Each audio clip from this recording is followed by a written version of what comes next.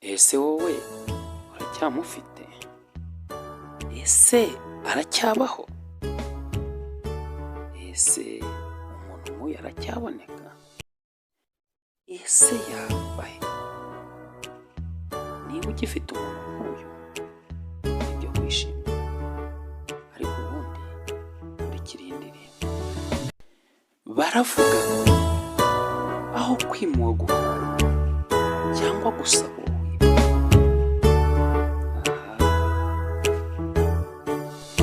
mbese ninde wakubera inshuti y'ukuri? Mbese ninde witwa umuvandimwe wawe? Mbese ninde umubyeyi w'indahemuka wabereye abana be igisubizo? Uwo ni inshuti kuko ufite amafaranga, abavandimwe nabo bahuzwa n'ifaranga. Ababyeyi babujije abana amahoro, urukundo rw'iyi minsi n'amayobera. Rukundo wagiye kwawubuze abuze amahoro. Rukundo garuka mu bantu twongere tubona amahoro. Abana, ababyeyi n'abavandimwe twongere tukwibonemo. Rukundo wagiye kwawubuze abuze amahoro. Rukundo garuka mu bantu twongere tubona amahoro.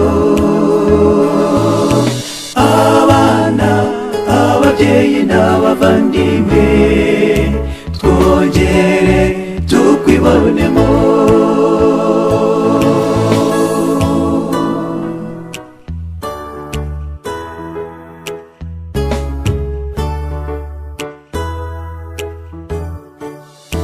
Mu miryango abashakanye ntibahuza, ntibizerana, barangwa n'umujinya mwinshi. Ubwo iby'umwuka ntibiba bikibonye umwanya, ubu ingo nyinshi zabuze amahoro.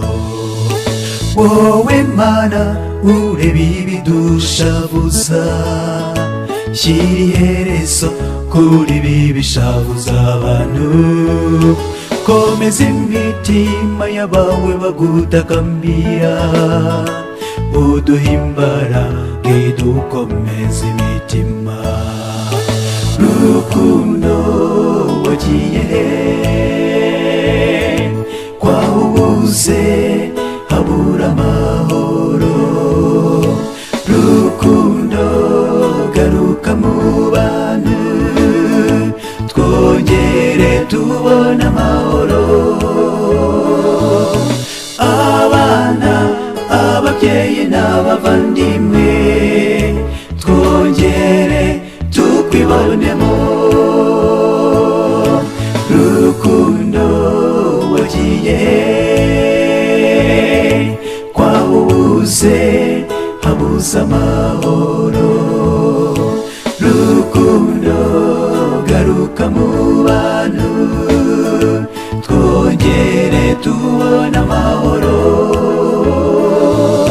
Abana, ababyeyi n'abavandimwe twongere tukwibonemo.